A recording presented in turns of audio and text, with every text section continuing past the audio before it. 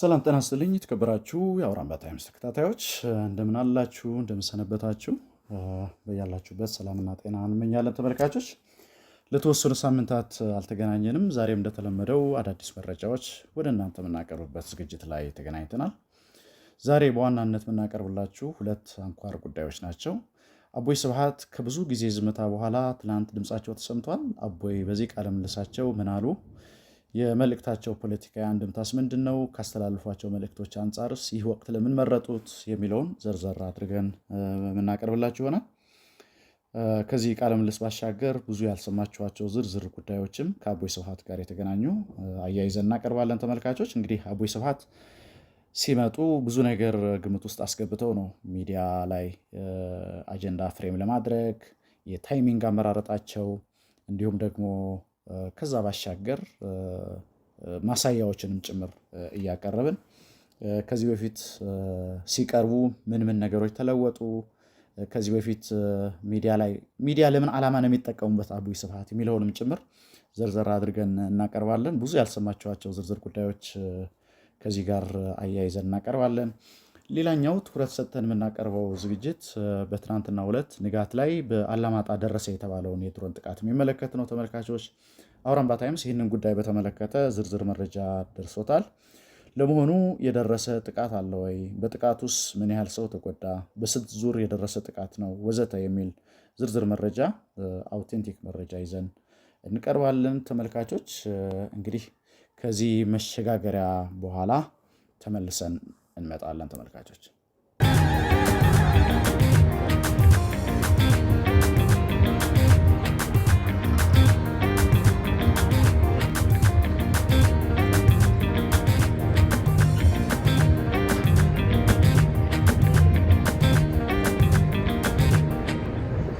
ተመልሰናል ተመልካቾች በመግቢያችን ላይ እንደገለጽነው ዳሰሳ የምናደርግበት አንዱ ርዕሰ ጉዳይ በትግራይ ደቡባዊ ዞን አላማጣ አቅራቢያ ከአላማጣ 48 ኪሎ ሜትር ርቀት ላይ የምትገኘዋ ምረዋ በተባለች ቀበሌ የደረሰውን የድሮን ጥቃት የሚመለከት ዝርዝር መረጃ ደርሶናል በተጠቀሰው ቀበሌ አንድ የሁለተኛ ደረጃ ትምህርት ቤት አለ ትምህርት ቤቱ የክረምት እረፍት ላይ ስለሆነ ተማሪዎች ስለሌሉ ክረምት ስለሆነ አገልግሎት እየሰጠ ባለመሆኑ ምክንያት ወደ አካባቢው የተንቀሳቀሱ የአርሚ 26 አንድ ኮር አባላት እንዳረፉበት መረጃ የደረሰው የፌደራል መንግስት በ3 ዙር የድሮን ጥቃት አድርሷል በዚህ ጥቃት 8 የሰራዊት አባላት የመቁሰል ጉዳት ሲደርስባቸው 4 አባላት ደግሞ ህይወታቸው አልፈዋል 3ቱ ወዲያውኑ ነው ህይወታቸው ያለፈው አንዱ ግን ከባድ ጉዳት ደርሶበት እንግዲህ የህክምና እርዳታ እየተደረገለት ያለ ነው ህይወቱ ያለፈው እንግዲህ ይህ የድሮን ጥቃት የደረሰው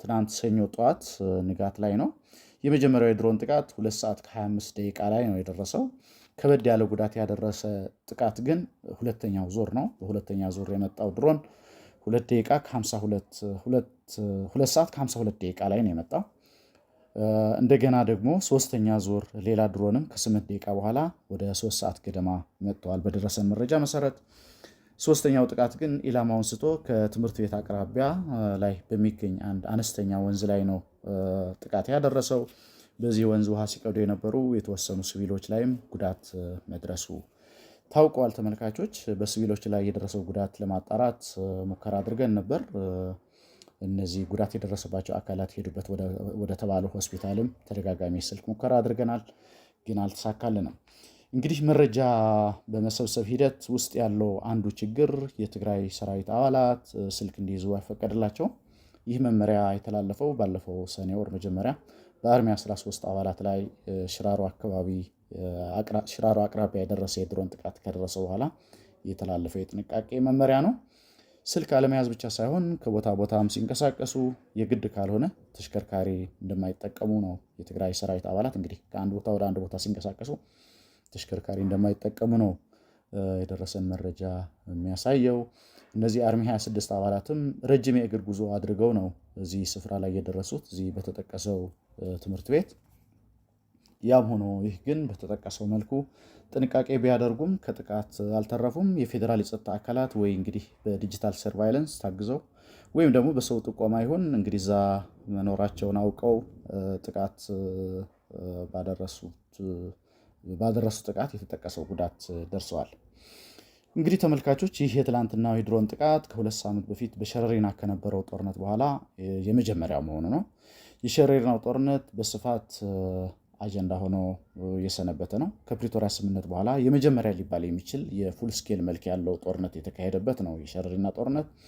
ይህም በሎጂስቲክ ጦርነቱ በቆየባቸው ረጃጅም ሰዓታት እንዲሁም በጦርነቱ ጥቅም ላይ ከዋሉ ቁሳቁሶች አንጻር እንዲሁም እንግዲህ ብዙዎቻችሁ በተለያዩ ሚዲያዎች እንደተከታተላችሁት የኢትዮጵያ መንግስት ፖሊሲ ነክ ጉዳዮች የሚተነትን አንድ ተቋም አለው።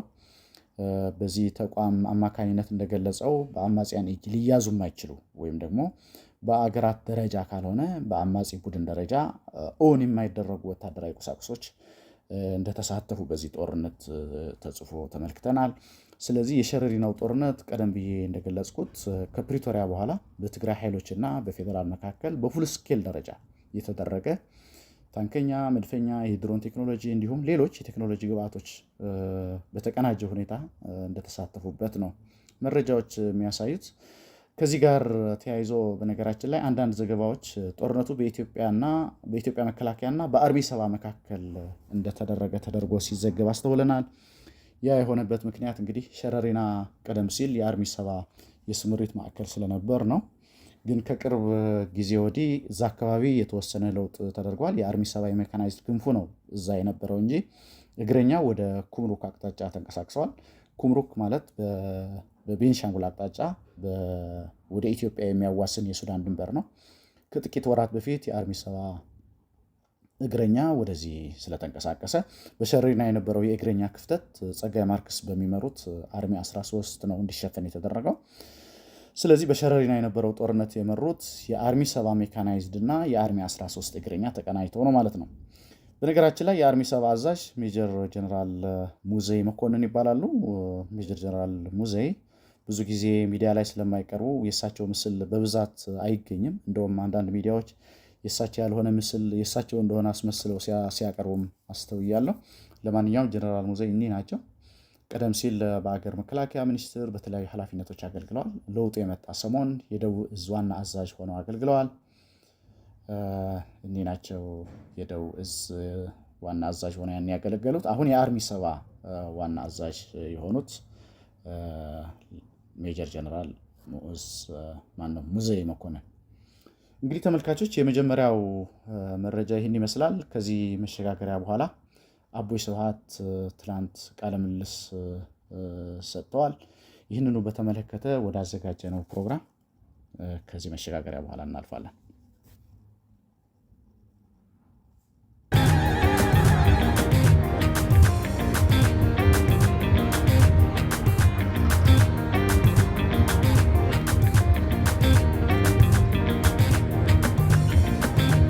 ተመልሰናል ተመልካቾች። አቦይ ስብሃት አንድ አወዛጋቢ ቃለ ምልልስ በትናንትናው ዕለት ሰጥተዋል። ቃለ ምልልስ የሰጡበት ሚዲያ ሆራይዘን ፍሪ ሚዲያ የሚባለው በማርያማዊት ኃይል የሚዘጋጅ ሚዲያ ላይ ነው ቃለ ምልልሱን የሰጡት። ይህ ቃለ ምልልስ በአማርኛ የተሰጠ ስለሆነ ሚዲያው ላይ ሄዳችሁ መስማት ትችላላችሁ፣ ያው ዝርዝር ጉዳዮች ምን እንዳሉ። እኔ በዚህ ዝግጅት ትኩረት ማደርገው ከዛ ባሻገር ባሉ ፖለቲካዊ አንድምታዎች ላይ ነው። አቦይ ቃለ ምልልስ ሲሰጡ ዝም ብሎ አይሰጡም። ጊዜና ፖለቲካዊ አሰላለፍ ያሰላሉ። ቀደም ብዬ በመግቢያ እንደገለጽኩት በዛ ማዕቀፍ ፍሬም ማድረግ የሚፈልጉትን ፖለቲካዊ አጀንዳ በጥንቃቄ ፍሬም ያደርጋሉ። የትኛው ሚዲያ ላይ ቀርበው ምን አይነት መልእክት እንደሚያስተላልፉ፣ ያ ሚዲያ ምን አይነት ታርጌት ኦዲየንስ እንዳለው በጥንቃቄ ይመረምራሉ። የኢንተርቪው የቋንቋ ፖሊሲ ካላቸው ጥቂት የትግራይ የፖለቲካ ልሂቃን አንዱ ናቸው አቦይ ስብሃት። እንዳልኩት ያው በየትኛው ቋንቋ መቼ ምን መናገር እንዳለባቸው ያውቃሉ። ከዚህ በፊት አቦይ ስብሃት በተደጋጋሚ ኢንተርቪው እንዳደረገ እንደ አንድ ጋዜጠኛ ስለሳቸው የሚዲያ አፒራንስ ያለኝ ትዝብት ይሄ ነው። ለዛ ነው ቃለ ምልልሱ በአማርኛ ስለሆነ ከራሱ ከሆራይዘን እንድትከታተሉት ጋብዤ፣ እኔ ግን ከዚህ በስተጀርባ ያሉ ፖለቲካ አንድምታዎች ምንድናቸው በሚል ነው በዋናነት ትኩረት የማደርገው። ቃለ ምልልስ ሲጀምር እህታችን ማርያማዊት ድንገት እንደተደዋወሉ አይነት አድርጋ ነው ያቀረበችው። እኔ ግን አልመሰለኝም፣ እንደዛ አይመስልም። ያው አቦይ ስብሃት ብዙ ጊዜ ቀደም ብዬ እንደገለጽኩት አቦይ ስብሃትን በተደጋጋሚ ኢንተርቪው እንዳደረገ እንደ አንድ ጋዜጠኛ እሳቸው ኢንተርቪው የሚሰጡበትን ጊዜ፣ ዓላማው፣ ኢቭን የሚሰጡበትንም ቋንቋ በጥንቃቄ ነው የሚመርጡትና ጀስት ቱ ቢ ኦን ዘ ሴፍ ሳይድ ያው ማርያማዊት ስትደውልላቸው አጋጣሚ እሳቸውም ትክክለኛ ጊዜ ሆኖ አግኝተውታል ብል ነው የሚሻለኝ። ማለት ማርያማዊት ብዙ ጊዜ እንዲህ አይነት ወሰብሰብ ያሉ የፖለቲካ ሴራዎች ውስጥ ብዙም እንደዛ ስለማንጠብቃት ማለት ነው አጋጣሚ ደውላላቸው ሊሆን ይችላል። እሳቸው ግን ትክክለኛ ጊዜ ሆኖ አግኝተውት ያው በዛ መልኩ 2 ሰዓት ገደማ የፈጀ ቃለ ምልልስ ተደርጓል። እንግዲህ ይህን የምልበት ምክንያት የማርያማዊት ሚዲያ የስራ ቋንቋ አማርኛ ነው። ሚክስድ የሆነ ታርጌት ኦዲየንስ ያለው ሚዲያ ነው። በአማርኛ ነው የሚሰራጨው። ሰው የትግራይም፣ የአማራም፣ ኦሮሞም የተለያየ እንግዲህ የኢትዮጵያ ብሔር ብሔረሰብ ሚክስድ ኦዲየንስ ያለው ሚዲያ ነው። የስራ ቋንቋው ቀደም ብዬ እንደገለጽኩት አማርኛ ነው። ስለዚህ አሁን ካለው የህወሓት አሰላለፍ አንጻር ጽምዶው የእሳቸው ብሌሲንግ እንዲያገኝ ሁሉም የጽምዶ ማህበርተኞች በሚሰሙት ቋንቋ መልእክቱ በቀጥታ ማስተላለፍ አስፈላጊ ሆኖ እንዳገኙት ነው እኔ የማስበው፣ ወይም በዛ መልኩ ነው የምረዳው። የትግራይ ጦርነት እንግዲህ በፕሪቶሪያ ከተቋጨ በኋላ አቦይ ስብሃት 3 ቃለ ምልልሶች ሰጥቷል። የመጀመሪያው በጥር 2016 ዓ.ም ከቲኤምኤቹ ዳደ ደስታ ጋር ያደረጉት ቃለ ምልልስ ነው። በጥር 2016 ማለት አቶ ጌታቸው ወደ ስልጣን ከመጡ 9 ወራቸው ነበር ያኔ። እንግዲህ በዚህ ከዳደ ደስታ ጋር ባደረጉት ቃለ ምልልስ አቶ ጌታቸው ረዳ ጊዜያዊ የፖለቲካ የበላይነት ያገኙበት ጊዜ ነበር። እነ ዶክተር ደብረጽዮንና ወይዘሮ ፈትለወርቅ ለ60 ቀን ያህል በተደረገ ዝግ ስብሰባ እንዲባረሩ ተወስኖባቸው ነበር። ያኔ እንግዲህ አቶ ጌታቸው ማዕከላዊ ኮሚቴ አባላቱን በተወሰነ መልኩ አፐር ሃንድ የያዙበት አጋጣሚ ነበር ያኔና ያኔ እነ ወይዘሮ ፈትለወርቅ እነ ዶክተር ደብረጽዮን ከአመራርነት ያው ገለል እንዲሉ ተደርጎ ነበር። ያኔ ግን በሰራዊት አመራሮቹ ጫና በተለይ በነ ጀነራል ፍስሐ መንጁስ በነ ጀነራል ወድንቤቴ ጫና መውረድ እንደሌለባቸውና በዚህ ወቅት እነሱን ከኃላፊነት ገለል ማድረግ አደጋ እንዳለው ተገልጾ በዛ ኃላፊነት እንዲቀጥሉ የተደረገበት ወቅት ነበር ያ ወቅት። እንግዲህ ያኔ በዚህ የትግርኛ ቃለ ምልልሳቸው አቦይ ስብሃት በዚህ ወቅት ዋዜማ ላይ ነው የቀረቡት። ልክ ስብሰባው እየተከናወነ እያለ ነው የመጡት። አቦይ ስብሃት የሰራዊቱ አዛዦች መሪ ድርጅታቸውን የመታደግ የሰማዕታት አደራ እንዳለባቸው ነው የተማጸኑት በዚህ ቃለ ምልልስ። ወደኋላ ሄዳችሁ ማየት ትችላላችሁ። እንዲሁም በዚሁ ቃለ ምልልሳቸው አቶ ጌታቸውን የወቀሱበት እነ ጀነራል ጻድቃንም የሲአይኤ ልዑካን እንደሆኑ አድርገው የወነጀሉበት ህወሓትን የማፍረስ ተልእኮ እንዳነገቡ በግልጽ ቋንቋ በማቅረብ ድርጅቱ በእነዚህ ሰዎች ሊፈርስ ይችላል የሚል ማስጠንቀቂያ የሰጡበት ነበር። ከዚህ የአቦይ ቃለ ምልልስ በኋላ ነበር እነ ዶክተር ደብረጽዮን ህወሓትን የማዳን ጉባኤ ሲሉ የሰየሙትን 14ኛ ጉባኤ በማድረግ እነ ጌታቸውን እንዲሁም ሌሎች ከአቶ ጌታቸው ጋር አሰላለፋቸውን ያደረጉ የማዕከላዊ ኮሚቴ አባላቶችን ገለል አድርገው ከዛ በኋላም ኮርና ከኮር በላይ በሚል ቀላል ቁጥር የሌላቸው የሰራዊት አዛዦችን በማስተባበር እና አቶ ጌታቸው የነበራቸውን አፐር ሃንድ እንዲያጡና ከትግራይም ጭምር ተፈናቅለው እንዲወጡም ጭምር ያደረገ ክስተት የተፈጠረው ከዚህ የአቦይ ስብሃት ምክር ሐሳብ በኋላ ነው። ይህ የመጀመሪያ ቃለ ምልልሳቸው ነው። እንግዲህ በጥር 2016 የተደረገው አቦይ ስብሃት ከዚህ በኋላ የሰጡት ሁለተኛ ቃለ ምልልስ ከወይን መጽሔት ጋር በጥቅምት 2018 ነበር። እንግዲህ 10 ወር ሆኖ መሰለኝ። በዚህ ወቅት ጥቅምት 11 ወር ሆኖታል። በዚህ ወቅት ጀነራል ታደሰ ወደ ፕሬዝደንትነት ከመጡ 6 ወር ሆኗቸው ነበር። ጽምዶ የሚባለው ድንበር ተሻጋሪ ፖለቲካ አሊያንስም ከተጀመረ 5 ወር አስቆጥሮ ነበር። ሆኖም የያኔው ጽምዶ ከኤርትራ ጋር ብቻ እንጂ ፋኖን ያካተተ ስላልነበር ያው ፋኖና ኦላ ቢካተቱበት መካተት እንዳለባቸው ምክር ሐሳብ የሰጡበት ቃለ ምልልስ ነበር። ይህ ቃለ ምልልስ አውራምባ ታይምስ ቃለ ምልልስን በወቅቱ ወደ አማርኛ ተርጉሞ አቅርቦት ነበር። ለሪፈረንስ እንዲጠቅማችሁ ሊንኩን እዚህ ኮሜንት ላይ ፒን አደርግላችኋለሁ። እና በዚሁ ቃለ ምልልስ የሁለተኛ ቃለ ምልልሳቸው ነው ከወይን ጋር ያደረጉት ቃለ ምልልስ። በዚህ ወቅት ምን አደረጉ? ጽምዶው ከፍ ይበል፣ ኢትዮጵያ ውስጥ ያሉት አክተሮችን ያካትት፣ እንደውም ኢሳያስ የሚታመን አይነት አይደለም ብለው የተወሰነ ኢሳያስን በነገር ጎሸም አድርገው ኤዲት ሁሉ ተደርጎባቸው ነበር። ያ ኤዲት ተደርጎ የወጣው ከቃለ ምልልስ እንዲወገድ የተደረገውን ጭምር መረጃ ደርሶን እዚሁ አቅርቤላችሁ ነበር። ለማንኛውም ፒን አድርጌላቸዋለሁ ቃለ ምልልሱ። እንግዲህ በዚሁ ቃለ ምልልሳቸው ኢሳያስ ላይ ብቻ መንጠላጠል ተገቢ እንዳልሆነና ጽምዶ አገር በቀል ኃይሎችን እንዲያቅፍ ምክረ ሀሳብ አቀረቡ። በዚህ በጠቀስኩት የወይን ቃለ ምልልሳቸው በዚሁ መሰረት ህወሓት ምክረ ሀሳባቸውን ተቀብሎ የቤት ስራውን በአግባቡ ሰርቶ እዚህ ከደረሰ በኋላ ነው አሁን የደረሰበት ደረጃ ላይ ከደረሰ በኋላ ነው ዛሬ በአማርኛ ቋንቋ ደግሞ ሁሉን አካታች የሚመስል አይነት መልእክት ለማስተላለፍ የመጡት አቦይ ስብሃት። እንግዲህ እንደ ባክግራውንድ ይህንን ከገለጽኩ በኋላ እስኪ ወደ ዛሬው ቃለ ምልልስ ደግሞ እንለፍ። እንግዲህ ተመልካቾች የጽምዶ ፖለቲካዊ አሊያንስ ከተጀመረ ወዲህ ህወሓት ውስጥ ሁለት አይነት አስተሳሰቦች የተደመጡ ነው። አንደኛው አስተሳሰብ ይህ ጽምዶ ትግራይን ሀገር ለማድረግ ያለመ እንዳልሆነና ይህ እውን እንዲሆን ደግሞ አጋዥ ሀገራት እናገኛለን፣ ከፌዴራል መንግስት ጋርም የምናደርገው ፍልሚያም ለዚህ መንገድ ጠራጊ ይሁን የሚል አይነት አስተሳሰብ ነው አንዱ አስተሳሰብ። ብዙ ጊዜ የህወሓት ሰዎች እና አንዳንድ ደግሞ ለነሱ ድጋፍ የሚሰጡ አክቲቪስቶች፣ የማህበራዊ ሚዲያ አንቂዎችም ጭምር በተደጋጋሚ የሚገልጹት ነው። ይህ አጋጣሚ ትግራይ ሀገር የምትሆንበት ሁነኛ አጋጣሚ ነው፣ የሚያግዙን አገራትም አሉ በሚል ይገለጻል። እንግዲህ አንዱ አስተሳሰብ ህወሓት ውስጥ የነበረው እስከ ቅርብ ጊዜ ድረስ ይሄ ነው። ሁለተኛው አስተሳሰብ ደግሞ በቅርቡ በወይዘሮ ፈትለወርቅ በኩል ይፋ የተደረገና የትግሉ ዓላማና ግብ ከሌሎች ኃይሎች ጋር በመጣመር የ4 ኪሎን ስልጣን ለመቆጣጠር ያለመ ዓላማ እንዳለው ቲፒኤልኤፍ የተገለጸበት ነው። እነዚህ ሁለት አስተሳሰቦች በህወሓት ውስጥ በውስጠ ፓርቲና በሰራዊቱም ውስጥ ብዥታ መፍጠራቸው አልቀረም። ከዚህ ውስጣዊ ፈተና በተጨማሪ ጽምዶ ውስጥ ባሉ ኃይሎች ውስጥም አልፎ አልፎ ጥርጣሬ መኖርን የሚያሳብቁ ድምፆች እየተሰሙ ነው። ይህን ብዥታ ለማጥራት ነው እንግዲህ አቦይ ስብሃት በዚህ ወሳኝ ወቅት የመጡት። በእኔ ግምገማ የትላንትናው የአቦይ ስብሃት ከማርያማዊት ጋር ያደረጉት የ2 ሰዓት ቃለ ምልልስ ሁለት መሰረታዊ ዓላማዎችን ለማሳካት ያለመ ነው። የመጀመሪያው በህወሓትና በአማራ ልሂቃን መካከል ይሄ አለ ተብሎ የሚስተጋባው ትርክት አለ። በተደጋጋሚ ብዙ ጊዜ የምትሰሙት በተለያዩ አካላት የሚገለጽ ነው። ይሄ ትርክት ይሄ ህወሓት ገና ከመነሻው ጀምሮ አማራ ጠል ነው፣ አማራ ጠል የሆነ ማኒፌስቶ አዘጋጅተዋል በ1968 አማራ እንዲህ አድርገዋል እየተባለ በተደጋጋሚ የሚገለጽ ትርክት አለ።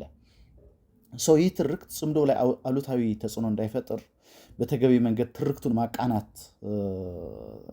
አስፈላጊ ሆኖ የተገኘ ይመስለኛል። አቦይ ስብሃት የመጡበት መንገድ አንድም ይህንን ትርክት ለማቃናት ታስቦ ነው። በተለይ በአንዳንድ የአማራ ልሂቃን አልፎ አልፎ የሚነሳው ይሄ አማራ ጠል ማኒፌስቶ ቀደም እንደገለጽኩት እየተባለ የሚነሳው ነጥብ ይሄ ትርክት ስህተት እንደሆነ ማስተጋባት አስፈልጓል። ለዚህ ደግሞ ትክክለኛው ሰው አንጋፋ ሰው መምጣት ያለባቸው አቦይ ስብሃት ናቸው። ለዚህ ዓላማ ሲባል በዚህ ቃለ ምልልሳቸው ምንድነው የሚሉት አቦይ ስብሃት ግግሃት በሚል የተደራጁ የመጀመሪያው እንግዲህ አማራ ጠል የነበሩትን መርጠን ተገቢው ቅጣት ቀጥተን እንዲወገዱ አድርገናል ነው የሚሉት። ያው እንግዲህ እነዚህ አማራ ጠል በመሆናቸው እርምጃ ወስደንባቸዋል ነው። እኛ ከመነሻው ጀምረን እኛ ከአማራ ጋር በሚባለው ደረጃ ወይም ሆን ብሎ የተፈጠረ ትርክት ነው እኛ እንድንጠላ እንጂ እኛ አማራ ወዳድ ነን የሚል አይነት ትርክት ለማስተካከል ያለመ ነው። ያንን ነው ትርክቱን ነው እኔ ጀጅ እያደረግኩ አይደለም። ያ ትርክት ልክ ነው አይደለም የሚል ውስጥ አይደለም እየገባው ያለሁት። ግን የሆነ ትርክት አለ፣ ህወሓት ጸረ አማራ ነው ይባላል፣ እንደዚህ አይነት ማኒፌስቶ አውጥተዋል እየተባለ የሚነዛው በተለያዩ ሚዲያዎች የሚቀርብ ትርክት አለ። ያ ትርክት ለማቃናት ታስቦ የመጣ ነው። አንደኛው ነጥብ ይሄ ነው። ሁለተኛ ደግሞ ሌሎች ኢትዮጵያውያን የሚመለከት ነው። እንግዲህ ህወሓት አንድነት በኢትዮጵያ አንድነት የሚያምን ድርጅት እንደሆነ ስለዚህ አሁን ወደ 4 ኪሎ ስንመጣ እንዳትሰጉ እንዳትበረግጉ አይነት ነው። ድሮም ቢሆን አንድነት ወዳድነን ምንም እንኳን የተቀናጀ የስም ማጥፋት ዘመቻ ቢደረግብንም እኛ እንደዛ አይደለንም። እኛ ኢትዮጵያን ወዳድነን፣ አንድነት ወዳድነን፣ ከኛ በተሻለ ሁኔታ ኢትዮጵያ የተለያዩ የኢትዮጵያ አክተሮችን ኢትዮጵያውያንን በአንድነት የሚያሰባስብ የለም የሚል ትርክት ለመፍጠር ያለመ ነው። ወደ መሀል ሀገር ብንመጣ በዚህ መልኩ አስቡን አትበርግጉ አይነት መልእክት ለማስተላለፍ ያለመ ቃለ ምልልስ ነው። እንግዲህ ይሄ ነው የሚመስለው ተመልካቾች። መልእክት ከሞላ ጎደል በእነዚህ ሁለት አንኳር ነጥቦች ላይ የሚጠቃለል ነው ብሎ መደምደም ይቻላል። ዝርዝሩ ያው ቀደም ብዬ ከጠቀስኩት ሚዲያ በቀጥታ መከታተል ይቻላል። በተረፈ አጠር ላለ ቆይታ ነው የመጣሁት ተመልካቾች። ከዚህ በላይ እንዳላሰለቻችሁ በዚሁ ልሰናበት። በቀጣይ በሌላ ዝግጅት እስክንገናኝ ሰላም።